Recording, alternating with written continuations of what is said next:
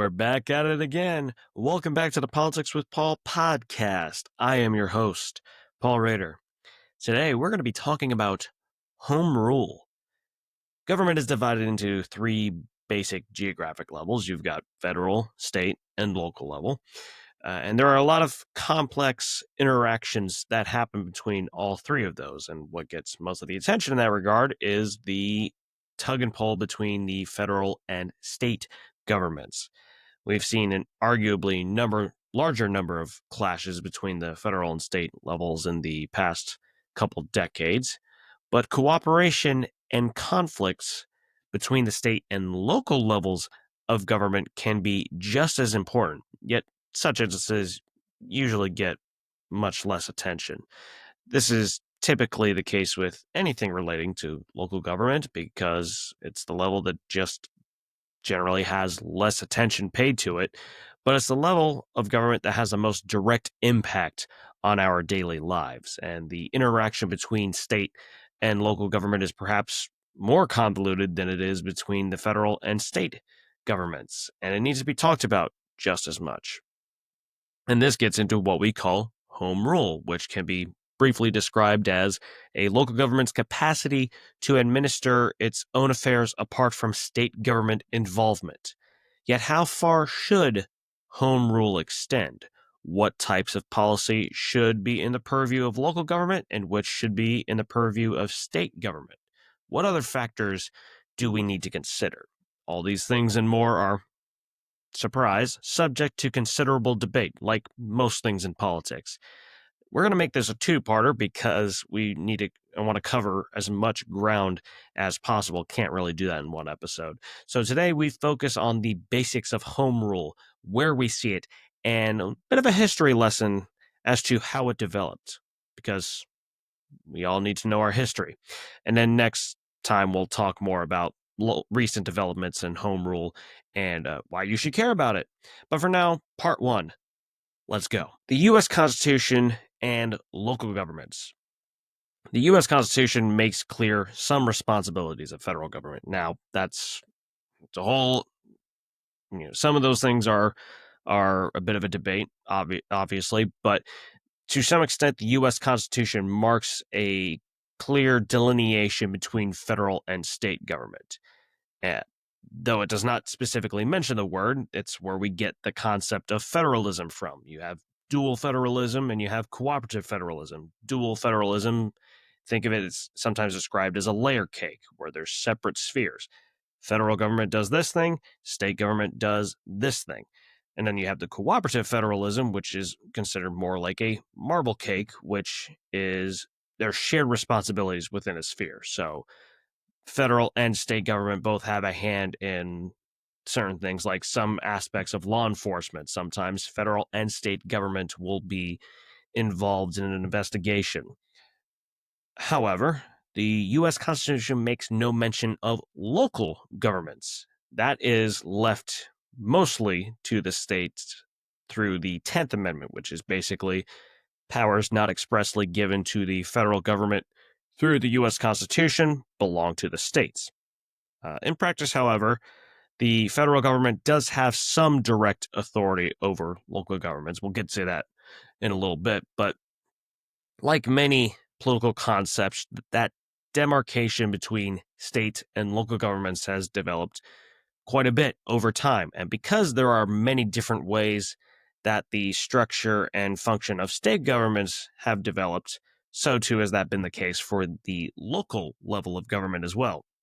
And as a result, the relationship between federal and state governments is somewhat analogous to the relationship between state and local government. There's a sort of federalism where state government, again, that dual federalism, where there's spheres where the state government is or has jurisdiction, and then the local governments have jurisdiction, and then you have cooperative federalism where state and local governments have some interconnecting responsibilities within a given sphere of influence. And just as the U.S. Constitution has that supremacy clause where U.S. Constitution is the supreme law of the land, you can't have any sort of state or local laws or even federal laws that conflict with the U.S. Constitution. Now, that doesn't quite get into how people interpret the U.S. Constitution, but state constitutions also have supremacy over local governments.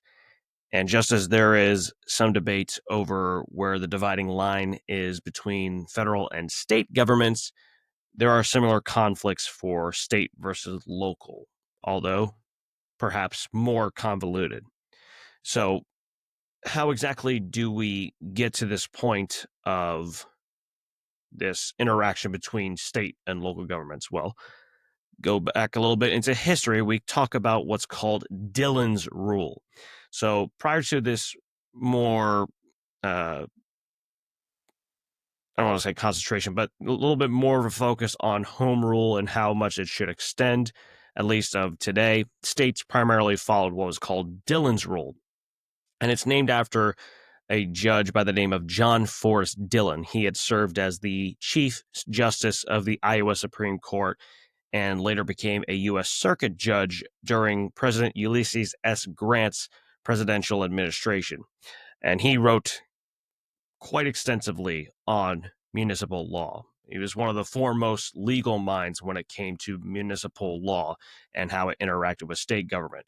And most notably, he had an 1872 book called Commentaries on the Law of Municipal Corporations, corporations being these local governments that existed, not quite corporations like businesses.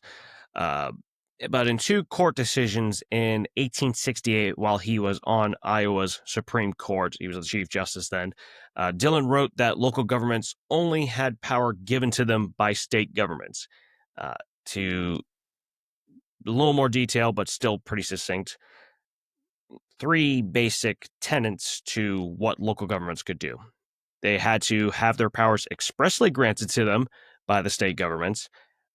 The powers were necessarily implied as part of the powers expressly granted. So if the government told them, oh, they can form this kind of government, any sort of powers that they didn't necessarily specify of how they could form this government, but would be needed to form that type of local government, they were also allowed to do.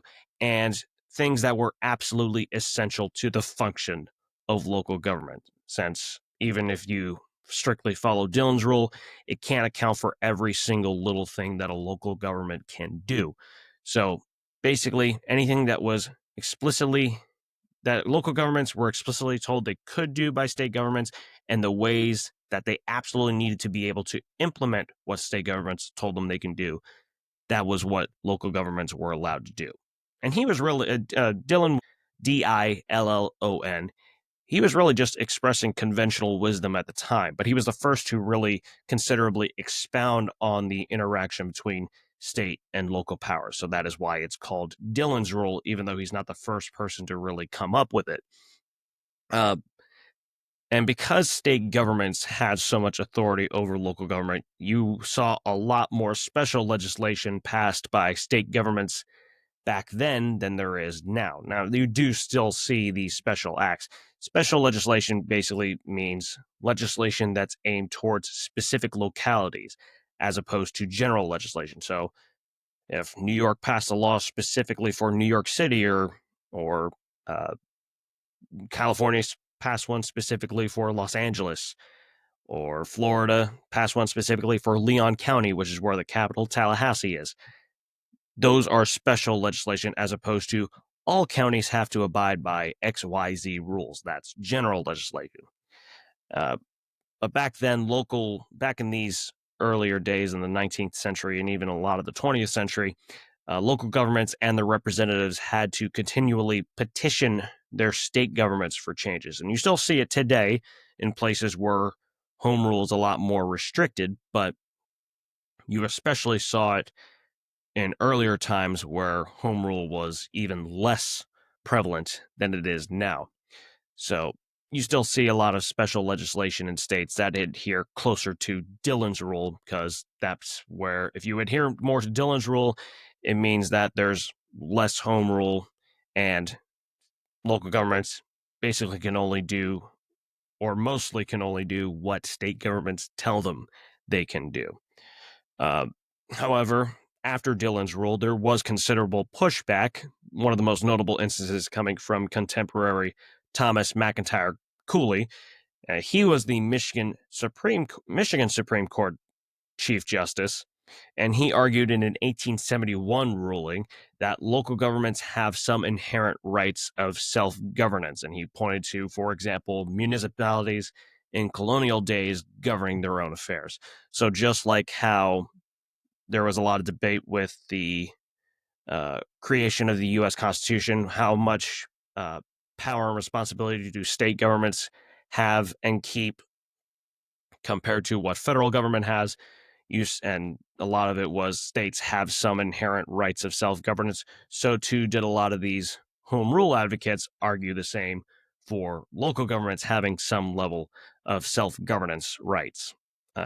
And Cooley's rule was picking up some steam in other states like Indiana, Iowa, Kentucky, Texas.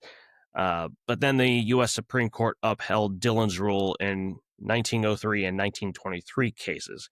So it started to have a little bit of a setback, this home rule push. But some states began adopting home rule provisions in their state constitutions and statutes starting in the early 20th century. So, how do we exactly tell which states follow home rule and which ones follow Dillon's rule? Well, we first of all look to primarily state constitutions that as to which ones dictate that there's a lot more home rule. But there are also state statutes that have some input as well. State constitutions being at the primary rule of law, besides the U.S. Constitution and federal law, obviously. And then state statutes right below state constitutions.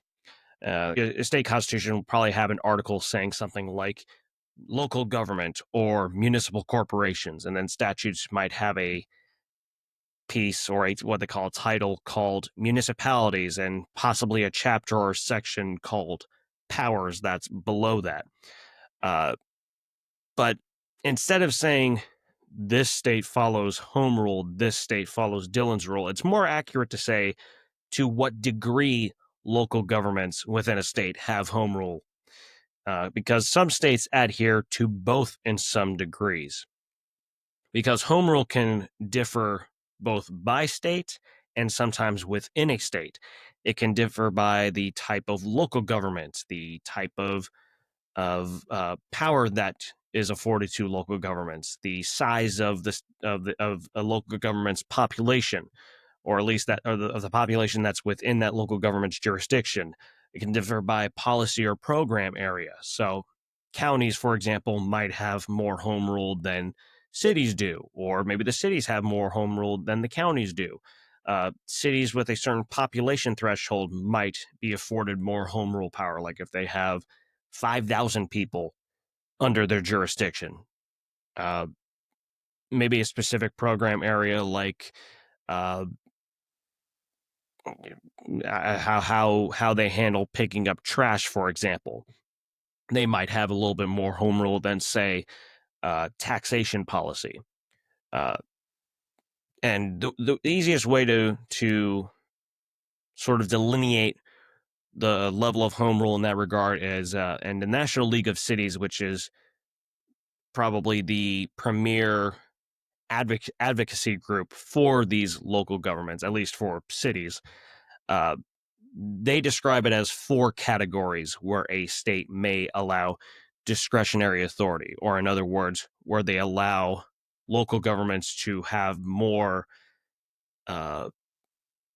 autonomous input as to how the local government is structured and functions. So the 4 categories that they use is 1, they're structural. So that's talking about how to form a government, charters and enacting charter revisions. Charter is, you can basically think of it as a constitution for a local government. So a lot of cities, especially big ones, will have a charter which outlines laws specific to that locality. Now, there's still a lot of state laws that they have to abide by, but they have more leeway than generally speaking, at least, than a city that does not have a charter.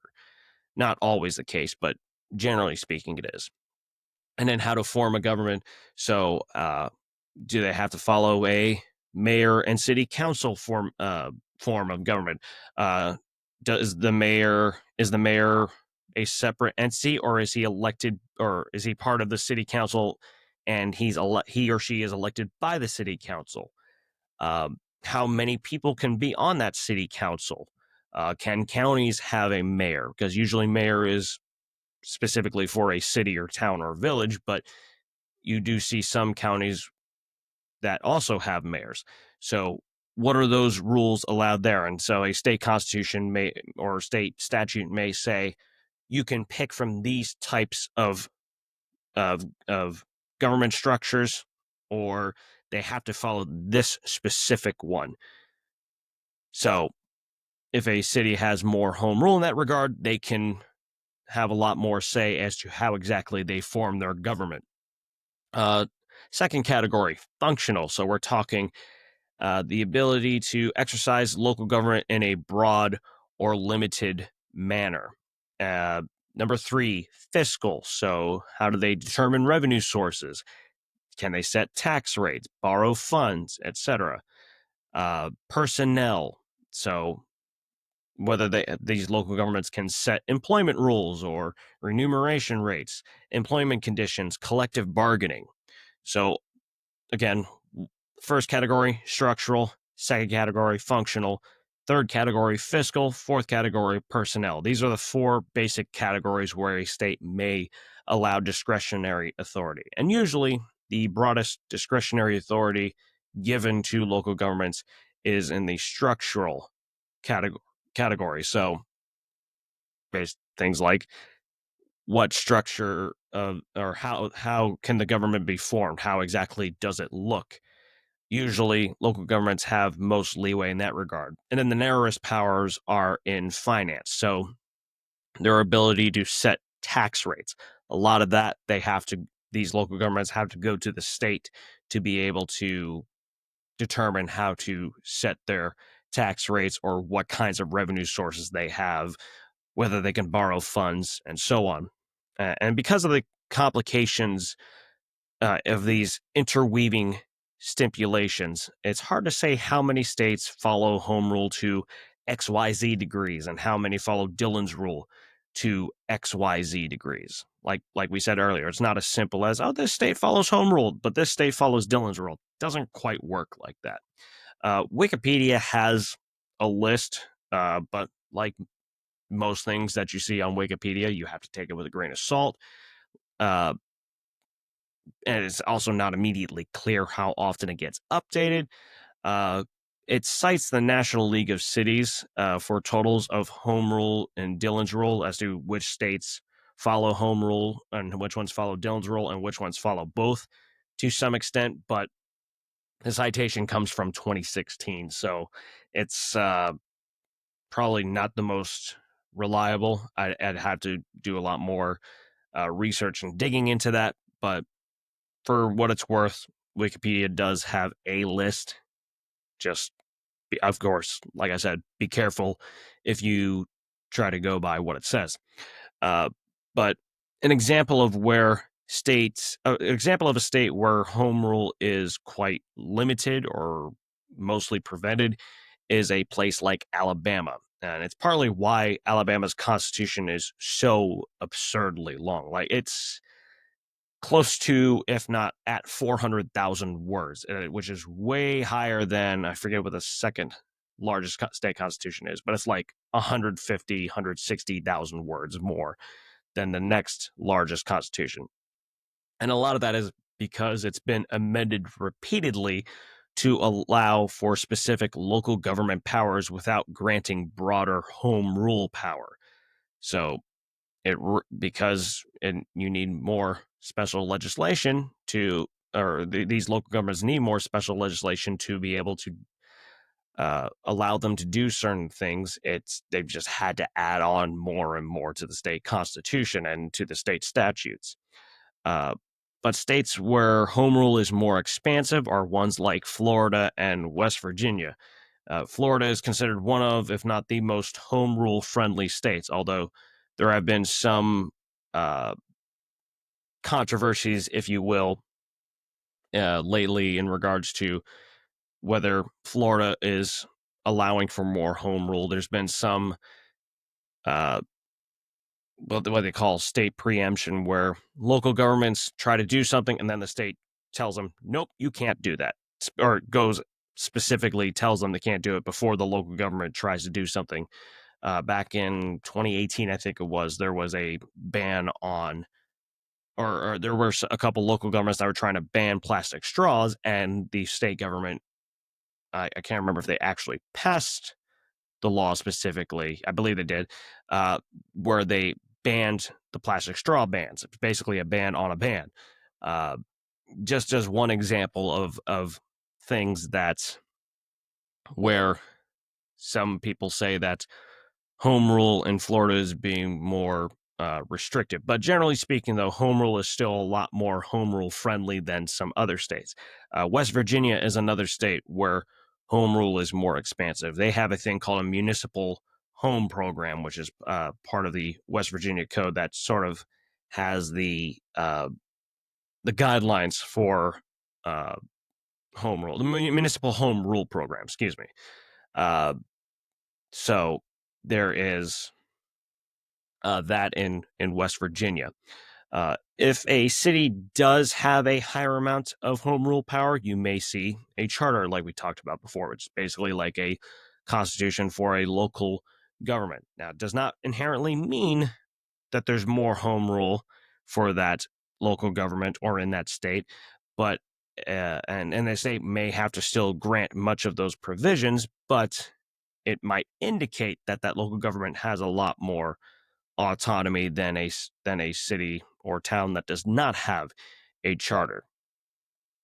Now, I do want to make clear that even though we talked primarily about state governments and local governments interacting, because that's what most of this uh, controversy, if you will, regarding home rule, or this debate, I should say, regarding home rule, it mostly focuses on the state government versus local government interaction, but there are still some federal government interactions with local government, because just because the U.S. Constitution is silent about local governments, and state governments have the most purview over the local governments, it does not mean that the federal government has no interaction with local whatsoever. Uh, but much of the federal local interactions come from grants and aid for projects that local and federal policymakers want. So you see state budgets, a lot of times they have these local projects that need to be funded. Federal budgets also have some of these local projects. And there might be some restriction on what these grants are for. One noticeable exception in that regard was back during the Ronald Reagan administration. They had a lot more block grants, where they had a lot less stipulation as to what these grants could be used for. There was a little bit more of the states can figure, and the local governments can figure out what they're going to spend the money on. But generally speaking, though, federal grants, there is some restriction as to what those uh, what those grants are allowed to be used for. However, there are some cases where federal governments, particularly Congress, have more authority over local affairs, um, especially back in earlier times, back when some states were still unorganized territories. Congress had a lot of power over them. They enacted laws, established territorial governments, confirmed territorial governors, judges, and marshals, financed administrative operations. One example, future U.S. President Andrew Jackson was a territorial governor of Florida. I believe he was the very first one, I want to say. But because these territories didn't have their own governments initially, Congress did have a lot of authority over them. But you still see a little bit of that in more recent times. For example, Congress is heavily involved in the administration of Washington, D.C., although the District's Home Rule Act in 1973 did decrease some of that. So Washington, D.C. has a little bit more autonomy back now than they did about 50 plus years ago. But Congress still retains control over Washington, D.C.'s budget and can overturn some local ordinances. And then Congress also does things like confirm presidential nominees to local judiciaries in the current territories we have. So Puerto Rico, Guam, the U.S. Virgin Islands, Northern Mariana Islands, the American Samoa. So you still see a lot more involvement by Congress there. And because these are still territories, they have some non-voting delegates to the U.S. Congress. So they sit in on U.S. Congress. They can provide some level of input on bills, but they can't actually vote on these bills that are in Congress. And then other ways of federal control over local affairs include the reservations of huge tracts of land for national use as a condition for granting statehood. Props to you if you know what I was just referencing there for huge tracts of land. It was Monty Python and the Holy Grail. But some of these tracts have been used for military reservations, national parks and forests, fish and wildlife management. And there's also some reservations for Native American tribes that have some measure of self-governing power, though Congress still has some control over them. And that, of course, has led to some disputes over the years, quite a few disputes over the years. Now, speaking of these disputes, not necessarily in regards to Native American tribes, but disputes over home rule in general, you can find Republicans, Democrats, and independents that support home rule or that support Dillon's rule. So it's not really as much of a partisan issue as one might think. You might expect Republicans slash conservatives, again, party and ideology are not the exact same thing, although there's correlation. So some conservatives might not be Republicans, some Republicans might not be conservatives, but you might expect Republicans and conservatives to be more supportive of home rule. But we see some instances of Republican governments stepping into local affairs often. Just mention my home state, Florida, in that regard. It's a very Republican state government, and they've had a little bit more involvement in local affairs as of the last decade, give or take. But what are some arguments that you might see regarding how much home rule these local governments should have? Remember, there could be degrees of support for home rule. So somebody may be more supportive of home rule in regards to how they can structure a local government, but they might support Dillon's rule in terms of how the local government can finance itself. So they might say local governments should have a lot more leeway as to how they structure themselves, but they might say in terms of how to generate tax revenue or their tax rates, that they should say, hey, the state government should still dictate what they can do in that regard. But to make things simpler, we're going to boil down basic stances based on a handful of questions to consider. So it won't be in regard to, in this sphere, advocates say the home rule should be what goes, but in this sphere, this is what Dillon's rule advocates say this should go. We're just going to base it on some specific questions, and then what home rule advocates would probably say, and then what Dillon's rule advocates would probably say. So, question 1, is home rule or Dillon's rule better for tackling corruption in government? So, a home rule advocate might say that state governments having an undue influence over these local governments opens the door for corruption at the state level to pick and choose winners in terms of officials and issues at the local level. And it was a part of what prompted pushes for home rule in the first place in the late 19th and early 20th century.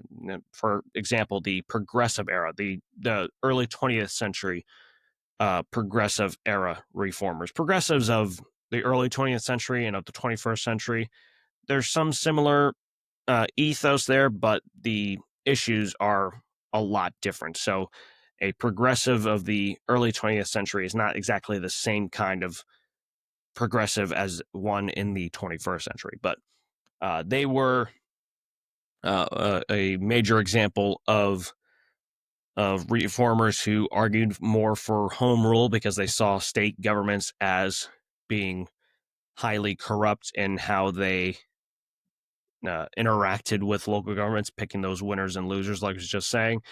But Dillon's rule advocates would say that state governments need to keep these local governments in check. They need to make sure that they don't get out of line, or if they do get out of line, punish them when they do. So, for example, you see state governors, the level of authority that they have to do this can vary between states, but they can suspend or remove certain local government officials for corruption. And people such as John Forrest Dillon argued for the state's more active involvement to tackle local government corruption in the first place, basically saying this state government needs to make sure that they prevent local government from getting out of hand. So that's the argument about what is best to tackle corruption in government. Question 2. What should be the basic relationship between local and state governments? So home rule advocates would say, for example, local governments have inherent self-governance rights apart from state governments, akin to what state governments have apart from federal government. So they would use a lot of that argument about states' rights and apply it to local government rights. Whereas Dillon's rule advocates will say local governments are more so administrative subdivisions of the state. Basically, they're creatures of the state, and would say that it's not quite the same relationship between the state and federal government. And partly because of the 10th Amendment saying that federal government's mostly left it up to the states as to how to deal with local government. Question 3. Can states butting into local affairs basically be a proxy for federal government involvement? So a home rule advocate might say that state governments, especially now, are starting to act more at the behest of federal government when when the state and the federal government align ideologically and partisanly, because you still see sometimes state governments and federal government do not get along because they're not the same party, they're not the same ideology, making it more of a federal overreach. So we talk about now with immigration enforcement, you're seeing ICE have more deals with local law enforcement for counties and cities for rounding up, depending on your point of view. Some people would call them illegal immigrants. Some people would call them undocumented migrants. But basically, people who are not officially citizens of the United States. So they might say, so that's a big example that some people would say of it being federal overreach, even though technically it's state governments doing it of their own accord. They're basically being what they might say is coerced by the federal government to implement such policies. Whereas Dillon's rule advocates might say that state governments, whether they are aligned with federal government, are still acting of their own accord and are within their rights to administer local affairs accordingly. And sometimes, even if a state government or federal government or state and federal government are aligned together, they might not have the exact same kind of program in mind. So if we talk about immigration again, in Florida, I use Florida just because it's my home state, so it's easy for me to refer to it as an example.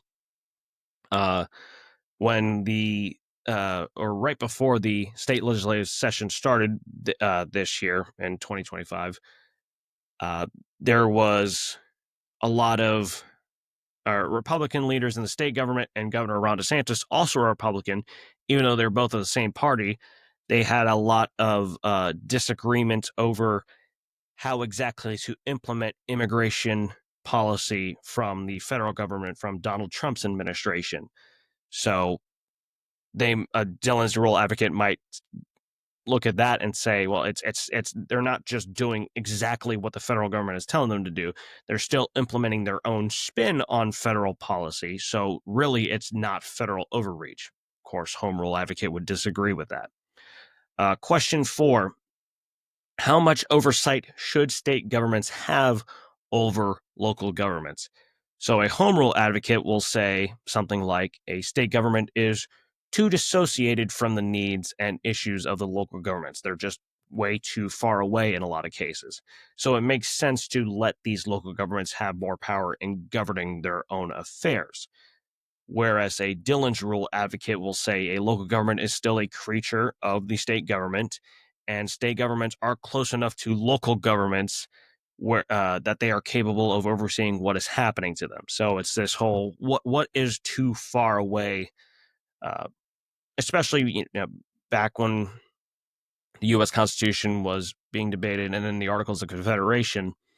Uh, these state governments, one of the big reasons for, besides just general philosophy of having state governments have some level of self-governance, is they said that, and you saw this in the Federalist Papers that were arguing for the U.S. Constitution's ratification, that because a lot of these state governments were so far away, and especially back then in the 18th century, where communication took a long time to cross distances, not like now where you have the phones and the internet.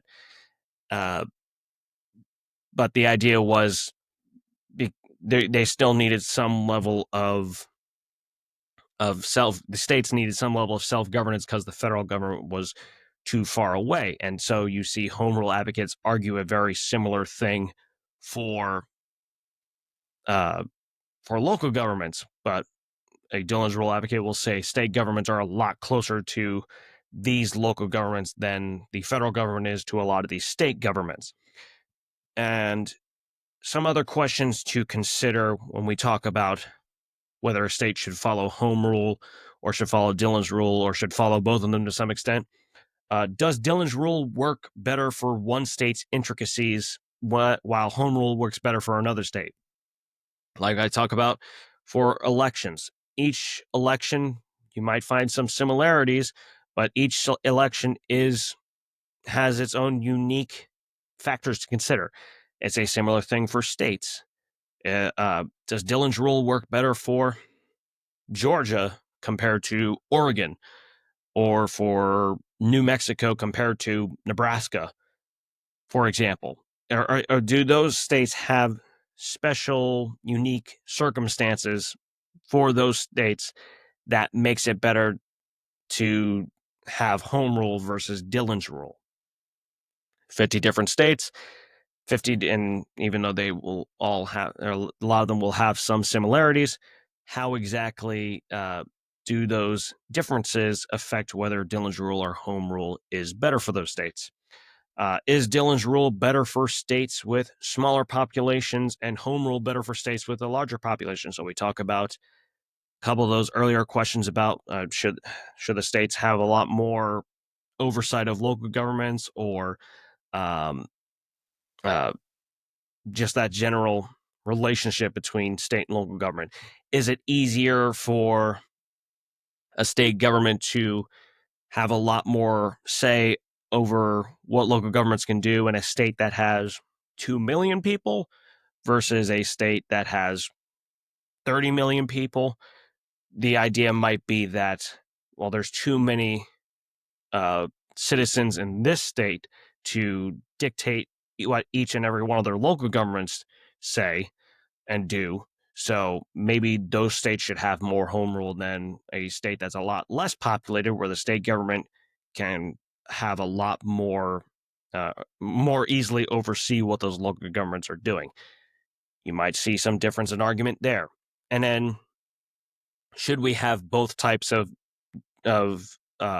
both Dillon's rule and home rule within a state based on the population within a local government jurisdiction? Talked about earlier. Go back to population. In a couple of states, at least, there are some more home rule powers afforded to governments where the jurisdiction has at least 5,000 people.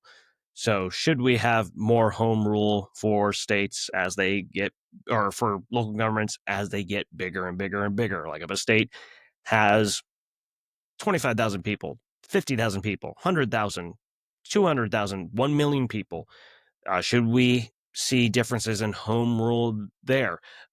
Would it get too complicated to have each of those stipulations where, oh, if it's you know all these exceptions where if this city or this county is of this population, they get more home rule powers in XYZ regards.